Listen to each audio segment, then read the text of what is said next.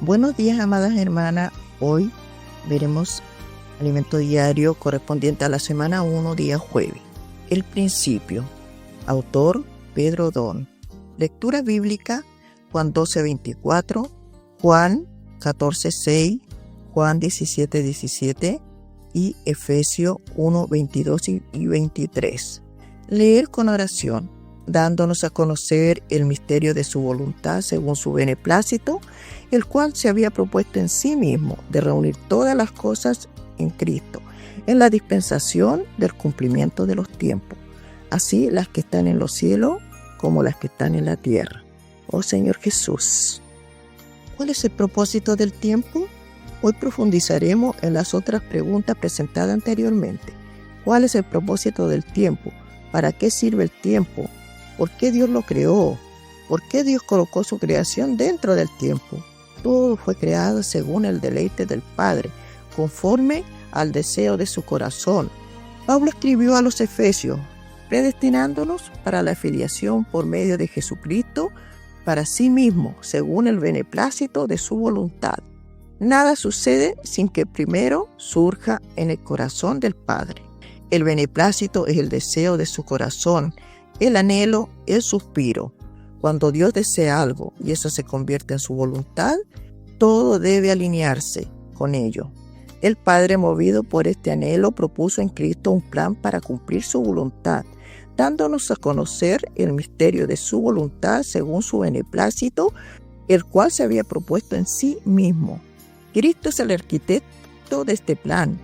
Dios, pues, presenta en Cristo un proyecto que cumplirá el misterio de su voluntad. ¿Y cuál es esa voluntad? Debe reunir todas las cosas en Cristo, en la dispensación del cumplimiento de los tiempos, así las que están en los cielos como las que están en la tierra. Esto significa que el tiempo existe para cumplir la voluntad del Padre. A medida que el tiempo avanza hacia su plenitud, hacia su fin, la voluntad de Dios debe hacerse. El tiempo pasa y en cierto modo es implacable, avanza y nunca regresa.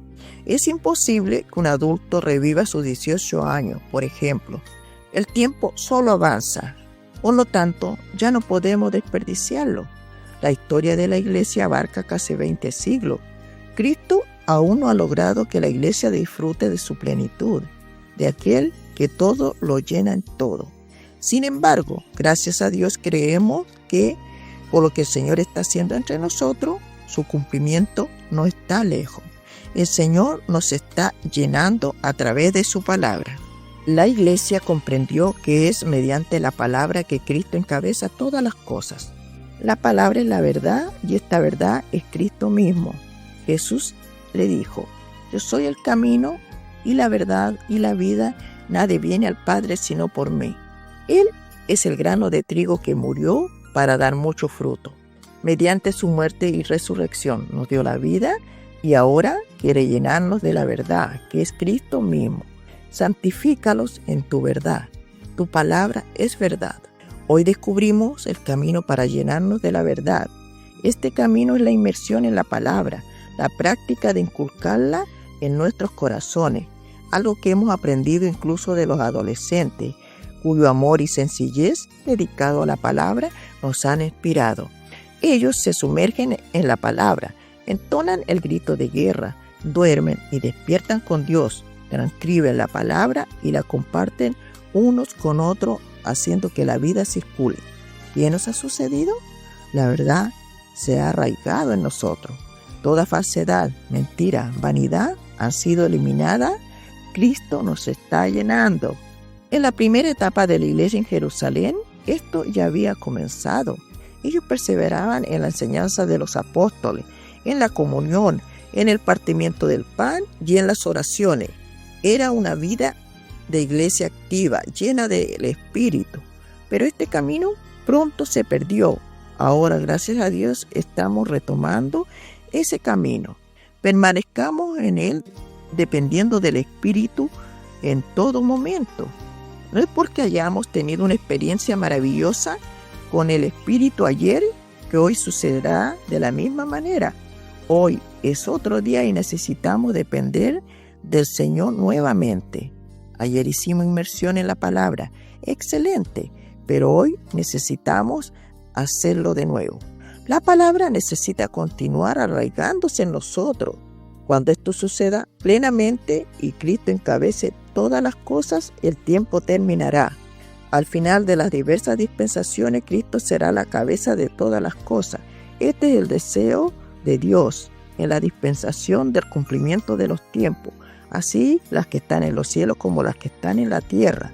Ya han pasado muchas dispensaciones: la rebelión de Satanás antes de la creación del hombre, la creación de Adán, la historia de Abraham, la historia de Israel, y ahora estamos al final de la era de la iglesia. Estamos en los últimos tiempos.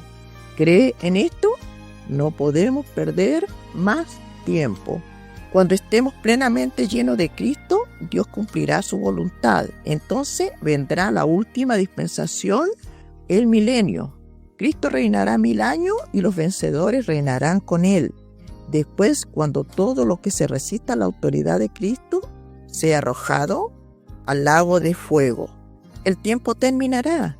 En otras palabras, el tiempo fue creado para el cumplimiento de la voluntad de Dios. Cuando llegue la plenitud de los tiempos, Cristo habrá sido establecido como cabeza de todas las cosas. Este es el propósito del tiempo, que Dios haga en Cristo la cabeza sobre todas las cosas.